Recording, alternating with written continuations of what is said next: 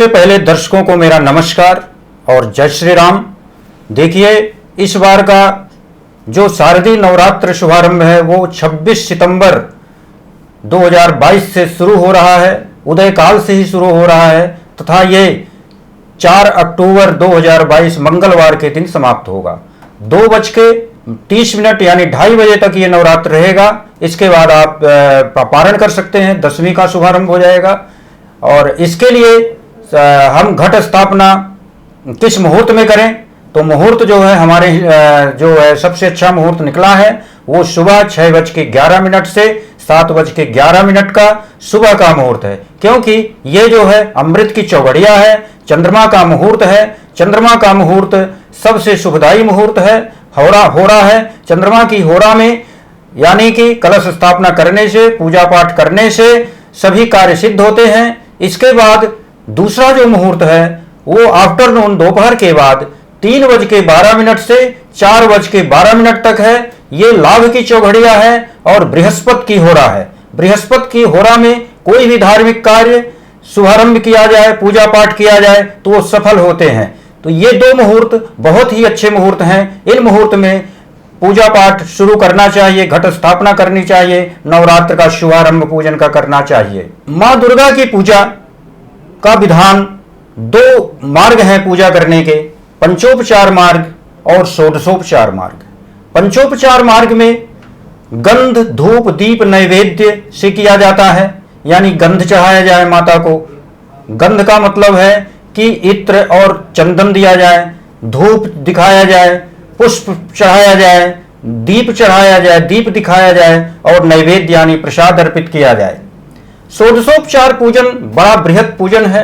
षोडशोपचार पूजन जो है बड़े आचार्यों या ब्राह्मणों से, ऋषियों से कराया जाता है। जो लोग नहीं बुला सकते वो समझ लें किस तरह से षोडशोपचार पूजन होता है। षोडशोपचार पूजन का करने के लिए सबसे पहले हम देव को, जिनकी पूजा करने जा रहे हैं, सभी देव को आवाहन करते हैं। आवाहयामि, उनका मंत्र बोल करके हम आवाहन करते हैं, जैसे ओम गणेशाय नमः, गणेशम आवाहयामि, स्थापयामि, पूजयामि। इसके बाद दूसरे नंबर में हम उनको आसन देते हैं। जब हम देव को बुलाते हैं उनको उनके बैठने के लिए स्थान दिया जाता है, यानी कि हम उनके लिए आसन देते हैं। आसन के बाद उनको हम पाद्य करते हैं। पाद्य का मतलब है कि हम उनका पैर धोते हैं। पैर धोने के लिए, पैर धोने का बड़ा ही महत्व है।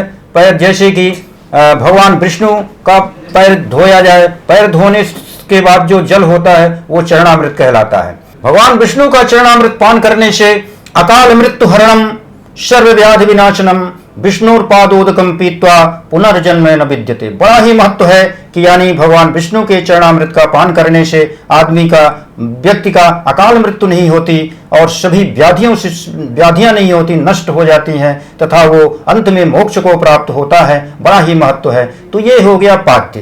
पाद्य के बाद, पैर धोने के बाद क्या करना चाहिए? हाथ धोना चाहिए।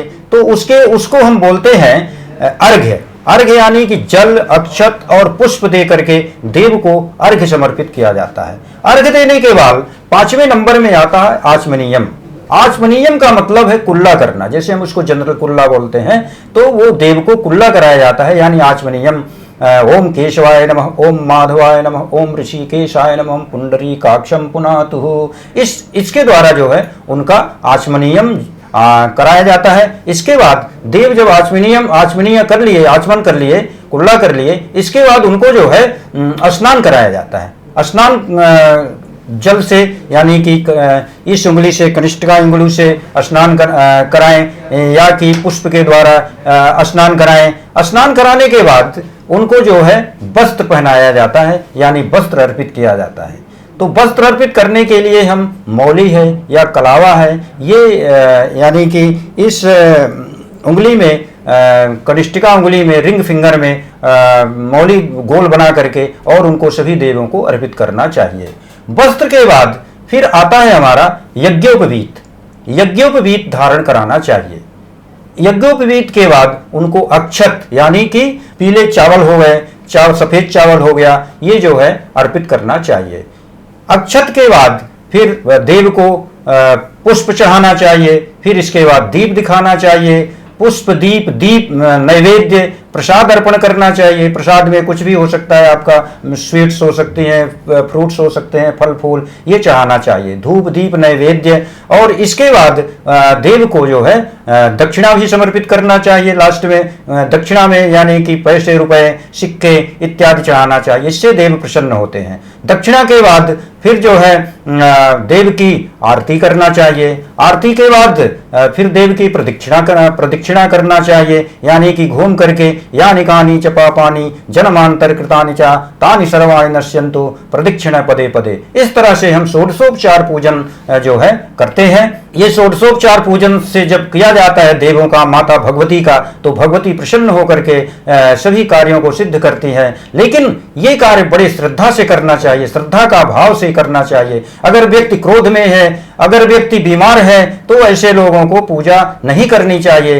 पूजा बड़े प्रेम से करना चाहिए, क्योंकि श्रद्धावान लभते ज्ञानम तत्परः संयतेन्द्रियः ज्ञानम लब्ध्वा पराम शांतिम अचिरेणाधिगच्छति। श्रद्धा से युक्त पुरुष ही ज्ञान को प्राप्त कर सकता है, पूजा का फल प्राप्त कर सकता है। श्रद्धावान लभते ज्ञानम तत्परः संयतेन्द्रियः, और वो इंद्रियों को बस में करता है और परम शांति को प्राप्त करता है। इसलिए श्रद्धा से युक्त होकर के ही, विश्वास पूर्वक, ट्रस्ट लेकर के ही पूजा करना चाहिए। तभी आपको देवों को पूजा का आशीर्वाद और फल मिलेगा और आपके सभी कार्य सिद्ध होंगे। इस शारदीय नवरात्र में कलश स्थापना के लिए सबसे पहले स्थान का चयन किया जाए। स्थान जैसे आपने पहले से ही चयन कर लिया है, मंदिर है, या कि जो लोग नए सिरे से शुरू करने जा रहे हैं वो उत्तर या पूर्व दिशा में शुद्ध जगह पर जो है करें। और मंदिर के सामने एक पट जो है रख लें, उस थोड़ा सा पट बड़ा हो, और उसमें जो है सबसे पहले सीरीज वाइज 5 स्थान यानी कि में चावल रखें। पहले तो उसके ऊपर एक लाल कपड़ा रखें, लाल कपड़े में फिर चावल से 5 स्थान पर चावल रखें। और सबसे पहले यहाँ पे गणेश जी के लिए स्थान दिया जाएगा, फिर इसके बाद मातृकाओं का स्थान दिया जाएगा, षोडश मातृकाओं का स्थान दिया जाएगा, फिर दिक्पाल का स्थान दिया जाएगा, लोकपाल का स्थान दिया जाएगा, फिर जो है नवग्रह देवताओं का स्थान दिया जाएगा, फिर जो है वरुण देवता को स्थान दिया जाएगा, और इसके बाद कलश की स्थापना की जाएगी और कलश के सामने मूर्ति रखी जाएगी। तो सबसे पहले हम यहाँ पे 5 जगह चावल रखेंगे। चावल रखने का मतलब है कि उन देवों के लिए वो आसन दिया गया है। आसन बैठने के लिए पवित्र आसन, यानी कि लाल कपड़े के ऊपर 5 जगह चावल रख दिया। तो गणेश जी के लिए हो गया, 5 देवताओं को जो बताया वो सबको स्थापित हो गए। तथा कलश जो है सामने रखा जाएगा और कलश के सामने मूर्ति रखी जाएगी। कलश में क्या क्या डालना चाहिए? कलश को धोना नहीं चाहिए, कलश में अंदर हाथ नहीं लगाना चाहिए।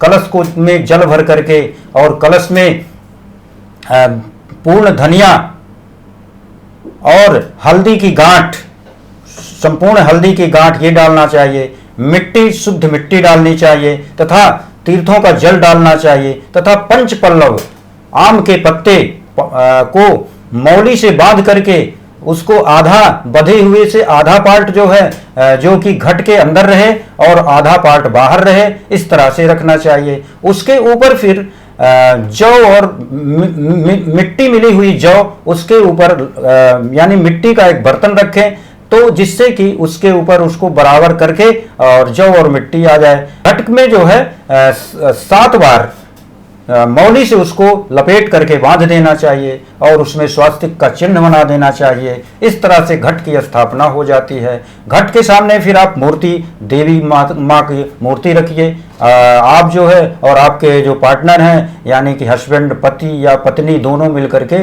उस मूर्ति की स्थापना करें सामने। इस तरह से आपका पूरा जो है घट स्थापना हो जाती है। इसके बाद आप पूजन करिए। पहले गणेश जी का पूजन करिए, मातृकाओं का आवाहन करिए, पूजन करिए, उसको आवाहन करिए, यानी कि सुगंध दीजिए, लेप, चंदन का लेप इत्र डाल करके लगाइए। उसमें जो है फिर उनको स्नान कराइए, वस्त्र अर्पित करिए, धूप दीप नैवेद्य से षोडशोपचार या पंचोपचार से मार्ग से आप जो है इन मार्गों से आप पूजा करिए। इस तरह से आपका घट स्थापना हो जाती है और आप जो है नवरात्र का फिर शुभारंभ कर दीजिए। आप इसमें पूजा करने के भी कई विधान हैं, जैसे कि कोई लोग 9 दिन दुर्गा सप्तशती का पाठ करना चाहते हैं, कोई जो है एक ही दिन में सोचते हैं कि कैसे हो जाए। तो दोनों करने का तरीका है।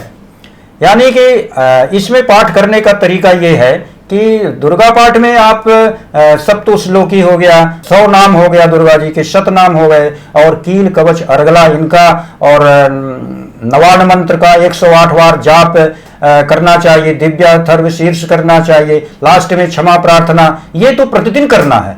लेकिन इसके बाद जैसे एक ही दिन कोई 9 दिन में करना चाहता है एक ही पाठ, तो पहले दिन उनको प्रथम अध्याय करना चाहिए, दूसरे दिन उनको द्वितीय और तृतीय अध्याय का पाठ करना चाहिए, तीसरे दिन उनको चतुर्थ का पाठ करना चाहिए, चतुर्थ अध्याय का, और चौथे दिन उनको पंचम अध्याय, छठे अध्याय, सातवें अध्याय और 8वें अध्याय का पाठ करना चाहिए। और इसके बाद पंचम दिन उनको, 5वें दिन उनको 9वां अध्याय और 10वां अध्याय का पाठ करना चाहिए, छठे दिन उनको 11वें अध्याय का पाठ करना चाहिए, 7वें दिन उनको 12वें और 13वें अध्याय का पाठ करना चाहिए। जो अष्टमी पूजते हैं, अष्टमी के दिन करना चाहते हैं, उनके लिए ये विधान है। जो नवमी को पारण करना चाहते हैं, नवमी के 9 दिनों का रखते हैं, वो जो है 10 यानी कि जो आपको 12वां और 13वां अध्याय बताया है उसको एक एक दिन में पूरा करें। इस तरह से जो है आप पूरा फल जो है आपको 9 दिन का एक पाठ से मिल जाएगा,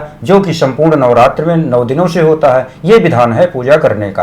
और भी विधान है, जैसे कि आप पाठ नहीं कर सकते हैं तो आप जो है ओम ऐं ह्रीं क्लीं चामुंडाय विच्चे, इस मंत्र का एक जाप किया करिए, ज़्यादा से ज़्यादा जाप करें, पूजा करें, तो आपको उसका फल मिलेगा। ये विधान है पूजा का। कुंचिका पाठ का स्तोत्र कर सकते हैं, उसकी संख्या बढ़ा करके कर सकते हैं, जैसे कि 11 कुंचिका पाठ प्रतिदिन करें, 11 बार पाठ करें। जो लोग सप्तशती का पाठ नहीं कर सकते, नहीं कर पाते, उनके लिए भी विधान है कि उनको पूरा फल देवी पाठ का मिलेगा अगर वो कुंचिका स्तोत्र का 11 पाठ डेली करें, या कि सप्त श्लोकी का 11 पाठ डेली करें, तथा 9वें दिन 108 बार हवन करें, तो उनको पूरा ही फल जो है माँ भगवती का के आराधना का पूरा फल प्राप्त होगा, इसमें कोई संशय नहीं है। इसके बाद पूजा पाठ करने के बाद लास्ट में हवन करना चाहिए और क्षमा याचना करनी चाहिए। इस तरह से हम जो है पूर्ण फल प्राप्त कर सकते हैं। नमो देव्यै महादेव्यै शिवायै सततं नमः। नमः प्रकृत्यै भद्रायै नियता प्रणता स्मताम्। माता भगवती को मेरा कोटि कोटि प्रणाम।